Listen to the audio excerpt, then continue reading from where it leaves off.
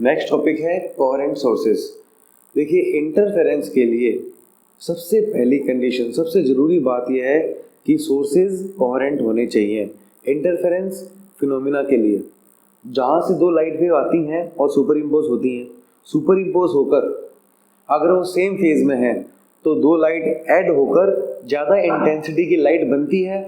अगर वो दोनों वेव सुपर इम्पोज होती है और उस समय उनका फेज 180 डिग्री हो, मतलब उनका बीच के अंदर फेज डिफरेंस 180 डिग्री हो, तब वो आपस में सब्ट्रैक्ट होती है और दो लाइट मिलकर, दो लाइट जुड़कर बल्कि डार्कनेस प्रोड्यूस होती है।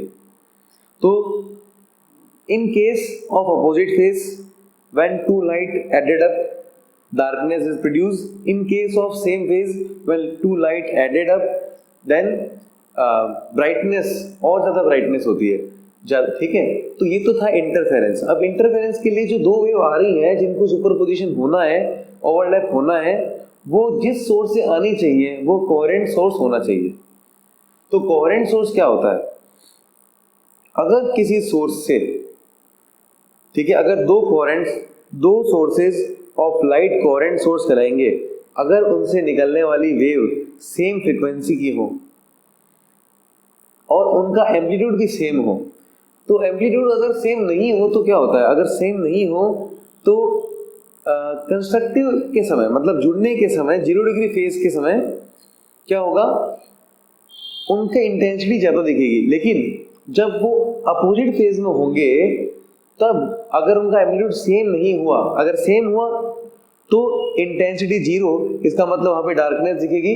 लेकिन अगर एम्पलीट्यूड अलग अलग हुआ तो वहाँ पर एम्पलीट्यूड 0 नहीं हो पाएगा, तो वहाँ पर तुम्हें हल्की हल्की ब्राइटनेस दिखेगी। इसलिए एम्पलीट्यूड भी इक्वल ही होना चाहिए। लेकिन अगर एम्पलीट्यूड इक्वल नहीं होता तो भी हम कोहेरेंट ही कहते हैं। तो कोहेरेंट सोर्स की कंडीशन देख लीजिए। पहला पॉइंट, फ्रीक्वेंसी सेम होनी चाहिए। दूसरा पॉइंट, फेज डिफरेंस कांस्टेंट होना चाहिए। अगर दो वेव्स के अंदर इनिशियली 0 डिग्री फेज डिफरेंस है तो बाद में भी 0 डिग्री फेज डिफरेंस ही होना चाहिए। ठीक है, फेज डिफरेंस कांस्टेंट रहना चाहिए।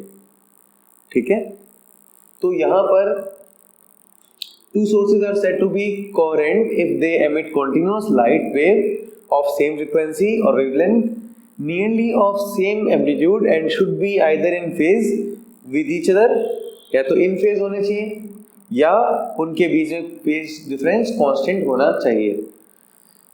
अब उसके बाद आती है कि कोहेरेंट सोर्स हम बना कैसे सकते हैं? दो इंडिपेंडेंट सोर्सेज कभी कोहेरेंट सोर्स नहीं होते। इंडिपेंडेंट सोर्सेज का मतलब, अगर मैं यहाँ, ये एक स्लिट है, ये एक मान लो पर्दा सा है, स्क्रीन सा है, और इसमें दो स्लिट है, दो छेद हैं, तो अगर इन दोनों के लिए सोर्स कौन है? ये है। यहाँ से लाइट आ रही है, तो यहाँ से जब लाइट आ रही है, यहाँ से लाइट वेव दो पार्ट में डिवाइड हो रही है। जब हम यहाँ से देखते हैं तो हमें लगता है ये एक अलग सोर्स है, ये एक अलग सोर्स है। इन दोनों सोर्सेज से निकलने वाली लाइट की फ्रीक्वेंसी सेम है और फेज डिफरेंस भी कांस्टेंट होगा। तो ये दोनों सोर्स क्या कहलाएंगे? बी और सी, ये कहलाएंगे कोहेरेंट सोर्स। तो ये जो कोहेरेंट सोर्स बने, ये एक ही सोर्स से बने, ये अलग अलग तो नहीं है। इसलिए कोहेरेंट, जैसे हम नेक्स्ट केस में अगर हम यहाँ पर एक अलग टॉर्च लगा दें, ये हटा दें,